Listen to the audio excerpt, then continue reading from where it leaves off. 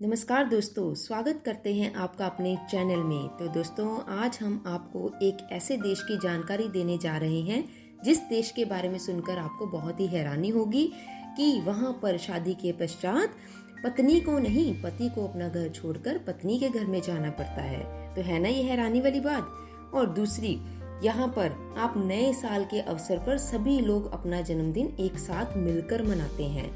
और ऐसा देश, यहाँ पर कोई भी ट्रैफिक लाइट नहीं है, परंतु फिर भी ये लोग ट्रैफिक नियमों का पूरी तरह से पालन करते हैं। जी हाँ दोस्तों, आपने सही पहचाना। आज हम बात करेंगे भूटान देश की। एक ऐसा देश जो कि भारत और चीन की सीमा से लगा हुआ एक खूबसूरत और खुशहाल देश है।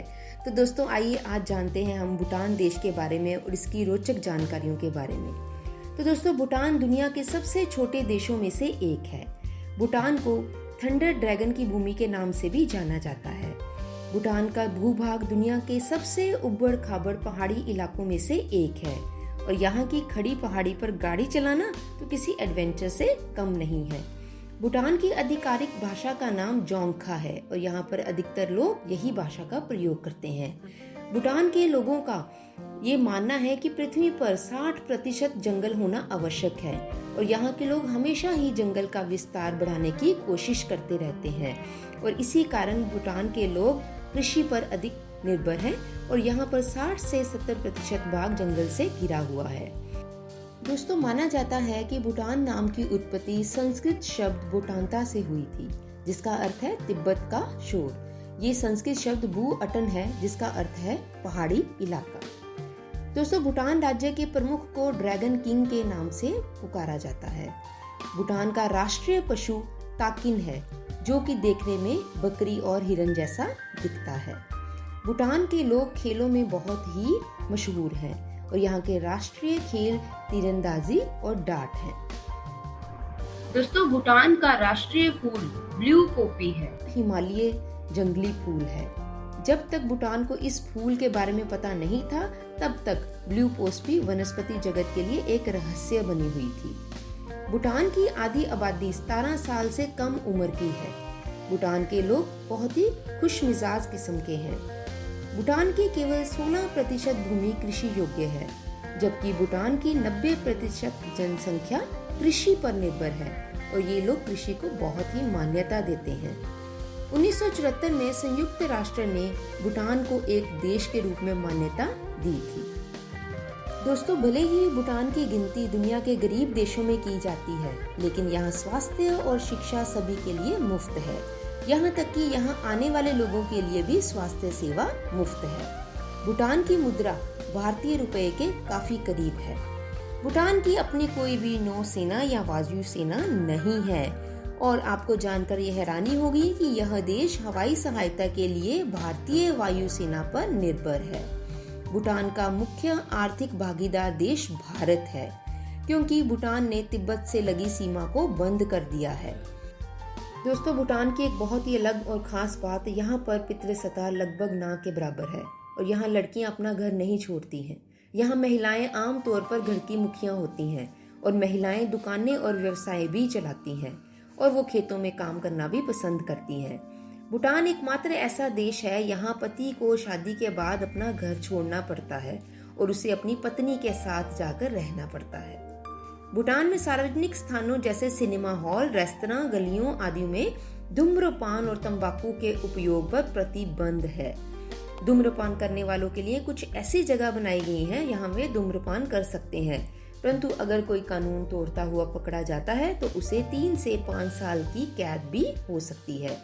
दोस्तों, आपको जानकर ये हैरानी होगी कि भूटान में टेलीविजन का प्रसारण साल 1999 में शुरू हुआ था, जिससे भूटान टेलीविजन की शुरुआत करने वाला दुनिया का आखिरी देश बना।